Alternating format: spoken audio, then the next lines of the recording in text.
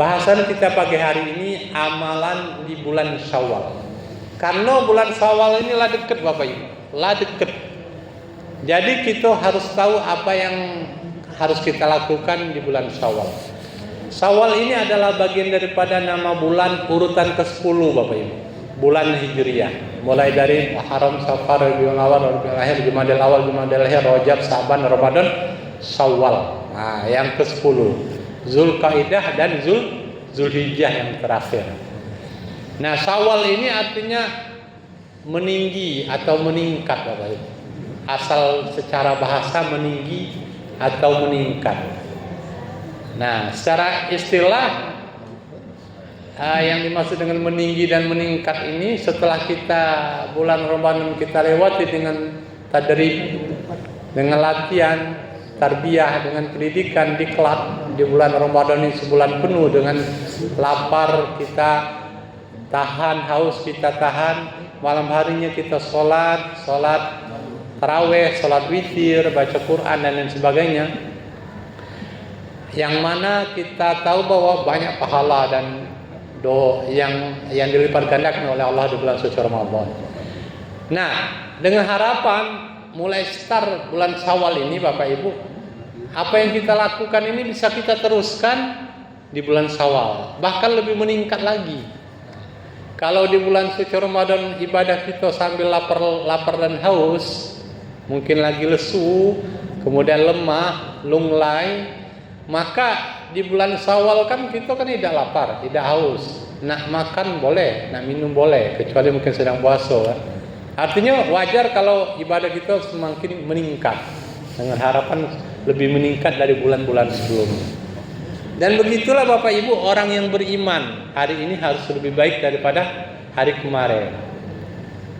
Barang siapa yang hari ini sama dengan hari kemarin berarti dia merugi. Dan barang siapa yang hari ini lebih buruk daripada hari kemarin, maka dia termasuk orang yang celaka. Dan barang siapa yang hari ini lebih baik daripada hari kemarin, maka dia termasuk orang yang beruntung. Nah, di hari-hari pertama bulan Syawal apa yang harus kita lakukan? Yang pertama Bapak Ibu, zakat. Ay ngapa Ustaz, idaham kok zakat? Nah, karena zakat itu Bapak Ibu boleh dikeluarkan dari awal Ramadan, zakat fitrah, sampai tibanya waktu sholat Idul Fitri. Nah, sholat Idul Fitri itu waktunya di pagi hari sampai menjelang zuhur. Kalaulah zuhur lah ada baca lagi kita sholat Idul Fitri. Nah, artinya kita mengeluarkan zakat fitrah itu kalaulah sudah berdiri imam untuk sholat Idul Fitri, maka kita mengeluarkan zakat fitrah. Kalaulah sudah itu, maka bagaikan kita hanya sekedar sedekah baik Bapak Ibu. Nah, kalau seandainya zakat itu kita keluarkan sebelum sholat Idul Fitri, mulai dari Ramadan sampai mungkin jam 8 kita sholat Idul Fitri, sebelum jam 8 kita keluarkan pada 1 Syawal Bapak Ibu, masih diterima sebagai zakat. Nah, kenapa? Yang pertama adalah zakat, karena ini kadang-kadang Bapak Ibu kita nih sering lupa dengan berapa jumlah anak, istri. Kalau istri mungkin tidak akan lupa. Istri cuma sikok dah. Entah kalau ada yang istri 4 kan. Nah, lupa dengan anak. Ternyata anak ini lado anak lagi, lado cucung. Ternyata cucung lado anak lagi, itu namanya cicit. Nah, selagi dia Bapak Ibu lahirnya sebelum maghrib tanggal 1 Syawal, itu masih wajib keluar zakat fitrah. Lahir, Ramadan, umur. Nah, kadang-kadang kalau kita lah punya cucung, punya anak, cucung kita tadi, anak kita tadi tidak perlu galak nanya misalnya kan. Kita tahu, tapi cucung kita, anak kita tidak tahu kalau yang baru lahir itulah harus wajib dikeluarkan zakat fitrahnya. Kita tadi saking banyak cucung, 32 cucung kan galonya. Oi. Dari anak 6 ekor. Akhirnya 32 cucung totalnya. Misalnya. Nah, do di antara emaknya yang tak tahu harus mengeluarkan zakat. Kita juga tidak mengingatkan, kita nyangkul sudah galau mengeluarkan zakat, ternyata belum. Maka masih ada detik-detik terakhir di awal sebelum Idul Fitri kita cek galau lah sudah belum ini. Mengeluarkan zakat fitrah. Kalau belum ya keluarkan. Kalau kesepakatan pemerintah kita Bapak Ibu, Kementerian Agama mengeluarkan zakat fitrah itu kalau diduitkan 40.000. 40.000 itu artinya kita makan beras yang harga 16.000. 16.000 kali 2 32. Ditambah setengahnya 8 berarti 40. Itu Bapak Ibu kalau kamu biasa beli beras 16.000. Tapi kalau Bapak Ibu misalnya biasa beli beras yang mahal yang 20.000, memang itulah makanannya sehari-hari, apalagi beras kubuli, beras untuk masakan kubuli makanan nasi yang dari India itu, dari Pakistan itu kan panjang-panjang itu berasnya kan. Ku dengar itu mahal itu sampai berapa puluh ribu tuh. Nah, itu kebiasaannya maka dikalikan 20.000 misal sekilo.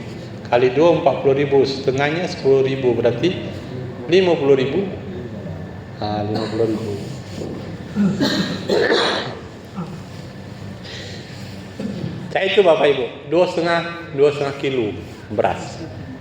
Itu yang pertama adalah zakat yang harus kita lakukan, amalan yang pertama di bulan Syawal. Amalan yang kedua di bulan Syawal itu sholat Idul Fitri. Maka kata Allah di dalam Al-Quran, dalam ayat-ayat rentetan surat Al-Baqarah surat 43, ayat-ayat tentang puasa, ada yang menyinggung sedikit tafsirannya mengenai sholat Idul Fitri, yaitu di ayat 185 Bapak-Bapak. Di dalam ayat 185 kata Allah, walitukmilul iddata walitukabbirullaha ala ma hadakum wa la'allakum tashkurun. Apa artinya? Hendaklah engkau menyempurnakan bilangan puasa Ramadanmu. Kalau seandainya pas melihat hilalnya maghrib itu belum kejengoan, hilalnya belum nampak, maka cukupkan hitungan Ramadannya 30. Tapi kalau lah nampak lah 29 Ramadan, cuman hilalnya lah nampak, secara hisab dan ruqyahnya sudah nampak, secara alat mungkin mata langsung nyengoknya langsung, maka cukup 29. Itu maksudnya walitukab birullah ala ma hadakum. Dan hendaklah kata Allah, kalaulah benar-benar dalam satu Syawal secara ruqyah dan hilal, hisab dan ruqyah, maka walitukab birullah ala ma hadakum. Hendaklah kamu bertakbir untuk melaksanakan sholat Idul Fitri. Maka di satu Syawal itu Bapak Ibu, amalan yang pertama yang harus kita lakukan banyak-banyak takbir. Takbir itu takbiran bahasa kitanya. Allahu Akbar, Allahu Akbar, Allahu Akbar. Benar-benar takbirnya itu Bu. Jangan Allahu Akbar, jangan pakai wa. Allahu Akbar, salah. Apalagi kalau disambung Allahu Akbar, Allah bukan ro tapi ru.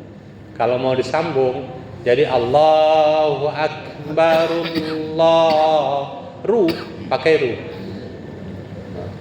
Allahu Akbar, Allahu Akbar, Allahu Akbar. La ilaha illallah, wallahu akbar. Ini belajar baik kita nih. Kaki kata wong seberang sana, oi lah takbiran Masjid As-Sulhi belum. Baru belajar takbir. Yang di luar kaneng ke jangan salah sangka. Jangan salah sangka dah. Kita nih baru belajar takbir. walillahil hamd. Nah, walillahi, jangan walillahil hamd. Nah, salah. Apalagi walillahidham. Nah, salah pula itu. Gaunnya ini tuh nama aku lah juga. Walillahil hamd. Hanya hakil hamd. Ada dal ujungnya. Dimatikan. Walillahil hamd. Jangan pakai hamzah. Kalau walillahil ham, nah ham itu artinya kematian Bapak Ibu. Maka walillahi, maka bagi Allah kematian itu. Nah salah gitu. Makanya hak yang terakhir itu hak kecil. Walillahil hamd. Cak kamu misalnya baca alhamdulillahi rabbil alamin, tapi kalau salah alhamdu pakai hamzah. Alhamdulillahi rabbil alamin, bukan pakai a tapi pakai a, maka artinya kematian bagi Allah yang penyakitan. Jauh artinya. Bismillah pakai ta. Bismillah. Bukan pakai sin tapi pakai ta. Bismillah. Ismi itu artinya dosa Bapak Ibu.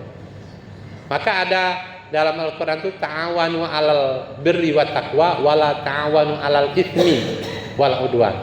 Artinya bertolong menolonglah kamu dalam kebaikan, jangan kamu saling tolong menolong dalam dosa. Nah, itsmi itu dosa. Jadi kalau baca bismillahirrahmanirrahim khobawahim, artinya dengan dosa Allah yang maha pengasih lagi merdu suaranya. Jauh kan? Jauh. Alhamdulillah pakai hamzah lagi. Alamin, kematian bagi Allah yang penyakitan. Nauzubillahi min dzalik. Tidak pakai tasdid lagi hanya. Iyyaka na'budu wa iyyaka nasta'in. Wa iya wong Palembang. Jadi artinya hanya kepada matahari kami menyembah dan hanya kepada matahari kami memohon pertolongan.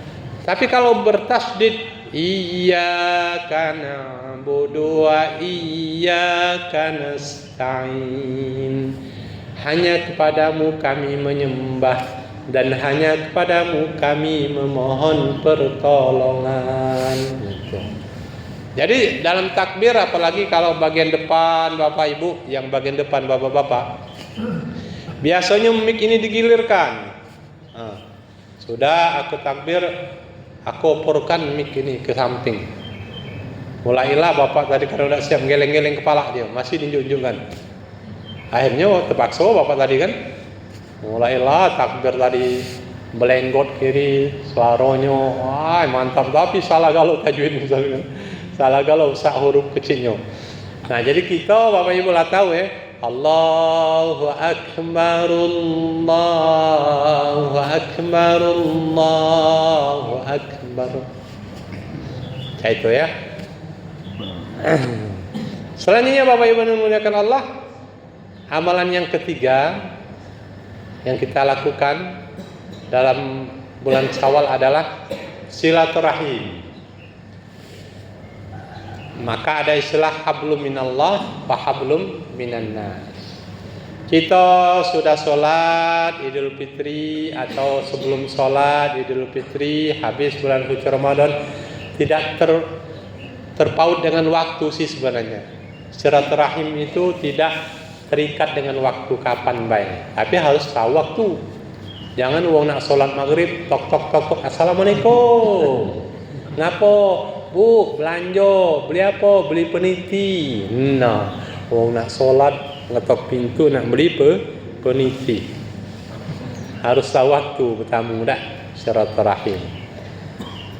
Selanjutnya Bapak Ibu, silaturahim penting. Kita silaturahim dengan wong tua kita. Kalau wong tua kita lah sudah meninggal, mana silaturahimnya kita doakan beliau, kemudian kita sedekah atas nama beliau, kita baca Quran, hadiahkan pahalanya untuk beliau, kita doakan dia dengan doa kedua orang tua.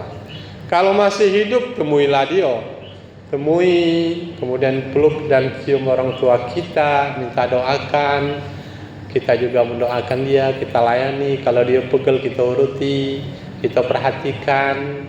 Kata Rasulullah sallallahu alaihi wasallam, merugilah seseorang yang dia punya wong tua. Wong tuanya itu mungkin dia lah sakit-sakitan, yang hanya bisa mungkin ke kamar mandi, ke kasur, itulah gawainya. Tapi dia tidak mendapatkan surga dari keberadaan orang tuanya. Celakalah dia, kata Rasulullah. Kenapa? Karena ketika kita melayani orang tua kita, kemudian ketika kita mengabdikan diri kepada kedua orang tua kita, dia redha dengan kita, dia senang dengan kita, maka kata Rasulullah, ridallah fi ridal walidaini wa suhtullah fi suhtil walidaini. Artinya keredoan Allah itu terletak dalam keredoan kedua orang tua, dan keredoan orang tua itu terletak dalam keredoan Allah. Nah, kalau istrinya setelah orang tuanya lah nikahkan dia dengan suaminya, maka Bapak Ibu, keredoan dia bukan lagi dengan terletak dalam keredoan orang tua, tetapi ada yang lebih utama, keredoan suaminya. Nah, ketika suaminya redha Bapak Ibu, maka tidak ada penghalang baginya untuk masuk surga. Allah redha ketika suaminya redha, dan Allah meredho kepada seorang istri yang mendapatkan keredhaan dari suaminya. Maka begitu juga ketaatan seorang istri terhadap suami. Jangan suami dibiarkan baik, tidak ditanyai beliau nak butuh apa, nak minta apa, dia baik kan, misalnya kan, tidak terperhati dengan kehendak suami tadi kan. Harus tahu. Saya itu juga suami, kewajiban suami terhadap anak dan istrinya. Apa? Bapak Ibu yang dimuliakan Allah Subhanahu wa taala, silaturahim, keluarga inti, kemudian tetangga sebelah kiri kanan, kemudian mungkin kolega di kantor kita, lanjut dengan yang lebih luas lagi. Maka keutamaan silaturahim tadi Bapak Ibu itu banyakkan rezekinya penuh berkah, panjang umur, dapat pahala. Bapak Ibu, uraiannya panjang itu. Selanjutnya setelah silaturahim, kita puasa di bulan Syawal. 6 hari puasa di bulan Syawal. Rasulullah sallallahu alaihi wasallam bersabda, "Man shoma Ramadana tsumma atba'ahu sitta min Syawal fakannahu shomad dahr." Yang artinya barang siapa yang berpuasa di bulan suci Ramadan, kemudian dia ikuti 6 hari puasa sunat di bulan Syawal, maka bagaikan dia puasa selama 1 tahun. Selama setahun Bapak Ibu dia puasa. Sekarang Bapak Ibu, aku tanya Bapak Ibu, seandainya umpama misalnya ibu-ibu ada halangan seminggu 6 hari misalnya, yang mana nak dahulukan, qada halangan puasa Ramadan itu atau Syawal 6 hari itu Bapak Ibu? Qada Bu? Qada apa Syawal? Syawal ni cuman sebulan loh. Qada itu pacak sampai menjelang Ramadan yang akan datang. Nah, yang mana yang dulu kan? Nah, yang ada yang Syawal, ada yang qada. Yang dulu kan yang wajib. Yang wajib. Wajibnya apa Bapak Ibu? Wajibnya mengqada. Karena Syawal tadi sunat, tidak dilakukan juga tidak ada apa. Bahkan kebanyakan ulama masyhur, apabila seorang yang mengqada Ramadannya di bulan Syawal dan kebarangan di bulan Syawal dapat 6 hari, maka selesailah itu puasa sunat 6 harinya di bulan Syawal, dianggaplah qadanya itu, pahala Syawalnya itu dapat berbarengan dengan dia melaksanakan qada bulan Ramadan. Jadi tidak Syawal lagi, tidak apa-apa. Ibu 6 hari qada di bulan Syawal ini sudah dapat itu, dapat Syawalnya dapat, Ramadannya tuntas. Tapi rasa dak puas Ustaz. Aku nak langsung nambah lagi 6 hari di bulan Syawal. Itu juga lebih bagus. Kalau dah selesai misalnya 7 hari, ada yang 8 hari, ditambah lagi Syawalan 6 hari lagi. Lebih mantap lagi Bapak Ibu. Nah itu Syawal. Puasa 6 hari di bulan Syawal. Selanjutnya Bapak Ibu, yang terakhir ini, amalan di bulan Syawal, melakukan rutinitas kebaikan kita di bulan Ramadan untuk kita kerjakan di bulan Syawal dan seterusnya. Apapun kebaikan itu, kita biasa sedekah, lanjutkan di bulan Syawal. Kita biasa khotam Quran 1 kali 1 bulan, lanjutkan di bulan Syawal. Zikir dan doa seperti itu juga. Demikian Bapak Ibu yang dimuliakan Allah Subhanahu wa taala, ceramah bahasan singkat amalan di bulan Syawal. Semoga bermakna dan bermanfaat untuk kita semua, dan kita bisa melakukan dengan penuh keikhlasan dan sembari mohon lindungan hidayah dari Allah Subhanahu wa taala untuk kita istiqomah dalam beribadah dan menjaga kebaikan kita pada bulan-bulan yang akan datang. Demikian, wabillahi taufiq wal hidayah. Wassalamualaikum warahmatullahi